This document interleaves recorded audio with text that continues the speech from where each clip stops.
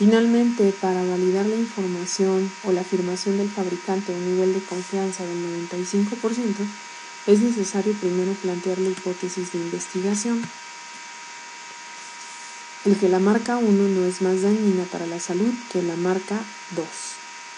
Esto es que el promedio de la población 1 es menor que el promedio de nicotina en la población 2. Recordamos que la población 1 es la marca de cigarros 1 y la población 2 la marca de cigarros 2, y que a partir de la información del problema habíamos podido determinar los datos de ambas muestras.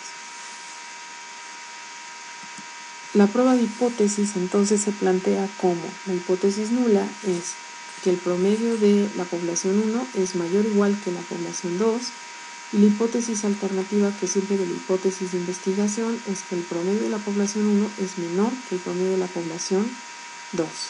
Para expresar las hipótesis como una diferencia entre las medias, porque estamos hablando de una comparación de dos poblaciones, despejando nos queda que la diferencia entre ambas medias poblacionales es mayor o igual a 0, y la hipótesis alternativa que la diferencia entre ambas medias poblacionales es menor que 0. Con esto se define que la dirección de la distribución normal es entonces hacia la izquierda, es decir, es de cola izquierda. El estadístico de prueba ZE se obtiene al sustituir los datos correspondientes en su fórmula. En este caso, la diferencia hipotética entre las medias poblacionales es 0, esto tomado de la prueba de hipótesis. El valor del estadístico de prueba nos da entonces D2. Representando lo anterior en un gráfico, se observa que el estadístico de prueba ZE tiene un valor mayor al valor crítico obtenido a partir de tablas con un nivel de confianza del 95% para una distribución normal de cola izquierda. Entonces se toma la decisión de no rechazar la hipótesis nula. Nuestra conclusión sería que con un nivel de confianza del 95% no hay evidencia estadística suficiente para probar que la marca de cigarros 1 es menos dañina para la salud que la marca de cigarros 2. Cuando se trabaja con proporciones se sigue un procedimiento similar. La diferencia es que el error estándar se calcula de forma distinta para la estimación por intervalo y para la prueba de hipótesis. Observamos que las fórmulas para el error estándar en la estimación por intervalo y en la prueba de hipótesis presentan expresiones distintas. A diferencia, cuando analizamos la diferencia entre las medias de dos poblaciones, el error estándar empleaba una sola expresión para su cálculo.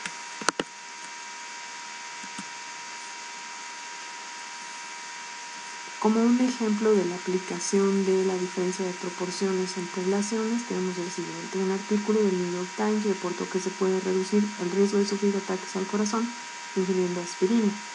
Para llegar a esta conclusión, el cronista se basó en los resultados de un experimento en donde a un grupo de personas, 11.034 personas, se les suministraba una dosis diaria de un placebo, y de estos 189 sufrieron posteriormente ataques al corazón, mientras que se contaba con otra muestra de 11.037 personas a las cuales se les suministró una aspirina, y de ellos solo 104 sufrieron ataques al corazón. Se nos pide determinar cuál es la variable en el estudio realizado, el parámetro de interés, realizar una estimación puntual de la diferencia de proporciones de ataques al corazón para pacientes con y sin consumo de aspirina, encontrar un intervalo de confianza del 95% para estimar esta diferencia de proporciones entre las poblaciones, y a un nivel de confianza del 99% validar la suposición o el supuesto más bien del cronista de que se puede reducir el riesgo de sufrir ataques al corazón ingiriendo aspirina. La variable en el estudio realizado es precisamente los ataques al corazón, y esta se va a medir a través del parámetro de interés, que es la proporción de ataques al corazón. Recordamos que tenemos dos poblaciones. La población 1 son las personas con dosis diaria del placebo y la población 2 son aquellas personas que reciben una dosis diaria de aspirina. Para la estimación puntual de la diferencia de proporciones para las poblaciones en cuanto a ataques del corazón para pacientes con y sin consumo de aspirina, necesitamos obtener las proporciones de ataques al corazón para la muestra 1 y para la muestra 2. Esto lo calculamos a partir de la información mostrada en el problema. Nos decía que teníamos una muestra 1 de 11.034 personas, de las cuales 189 sufrieron ataques al corazón. La muestra 1 se obtiene de la población 1, que son las personas que reciben una dosis diaria de placebo. La muestra 2 consta de 11.037 personas, de las cuales 104 sufrieron un ataque al corazón. La proporción o el porcentaje o la razón de ataques al corazón en la población 1 está dada por el cociente entre el número de pacientes que sufren ataques al corazón y el total de la muestra. Esto nos da un valor de 0.0171 y para la muestra 2 la proporción de ataques al corazón es de 0.0094. La diferencia entre estas dos proporciones nos da la estimación puntual para la diferencia de proporción en las poblaciones. El valor es de 0.0077. Esto se puede interpretar como, al ser positivo, el que la proporción de ataques al corazón en la población 1, que son aquellas personas que recibieron una dosis diaria de placebo, es mayor que la proporción de ataques al corazón que se presenta en la población 2, que son las personas que reciben una dosis diaria de aspirina. Para hallar el intervalo de confianza al 95%, es necesario sumar a esta estimación puntual un margen de error. El margen de error depende del error estándar de la diferencia de poblaciones y del valor crítico que se obtiene de las tablas de la distribución normal al 95%.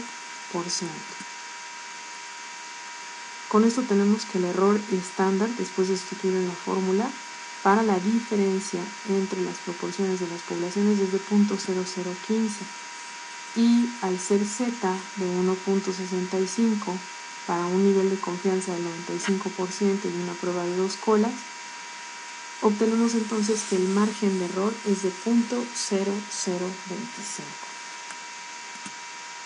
El intervalo para la diferencia de proporciones entre ambas poblaciones será entonces de 0.0052 a 0.0112. El intervalo de confianza para las proporciones o para la diferencia de proporciones entre ambas poblaciones se puede interpretar como la proporción del número de ataques al corazón en la población 1, que son aquellos que reciben una dosis diaria de placebo, es mayor que la proporción observada en aquellas personas que reciben aspirina. Y el valor oscila entre 0.0052 unidades y 0.0102. Finalmente, para validar la hipótesis de investigación del cronista del New York Times acerca de que la proporción de ataques al corazón es menor al consumir la aspirina, es necesario, primero, establecer la prueba de hipótesis con toda la información que ya habíamos mencionado anteriormente. A partir de nuestra hipótesis de investigación surge la hipótesis alterna, que es el que la población 1 tiene una proporción de ataques al corazón mayor que la población 2. Y con ello se completa la hipótesis nula de que la proporción de ataques al corazón en la población 1 es menor o igual que la proporción de ataques al corazón en la población 2. Estableciendo esta relación como una diferencia de proporciones porque estamos comparando dos poblaciones, es decir, despejamos la proporción de la población 2, la prueba de hipótesis queda expresada de la siguiente manera: la diferencia entre la proporción de las poblaciones es menor o igual a 0 para la hipótesis nula y para la hipótesis alterna que la diferencia entre las proporciones de las poblaciones es mayor que 0.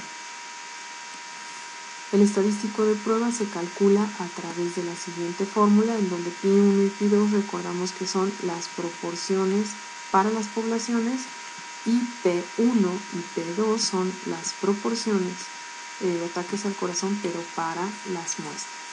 En este caso, el error estándar, que es el denominador de esta división, se calcula mediante una fórmula distinta, para la cual es necesario calcular el valor de la proporción para la muestra compuesta. Sustituyendo los valores en PC, obtenemos PC, sustituimos PC, que es la probabilidad de éxito para la proporción compuesta de ambas muestras, y QC será la proporción, la probabilidad de fracaso para la proporción de las muestras compuestas de fracaso. Tenemos que el error estándar es de 0.0015. El estadístico de prueba, entonces, al sustituir los valores y considerando, al igual que en la diferencia de medias, que la diferencia de proporciones es 0, puesto que así lo planteamos también en nuestra prueba de hipótesis, nos da un estadístico de prueba de 5.13.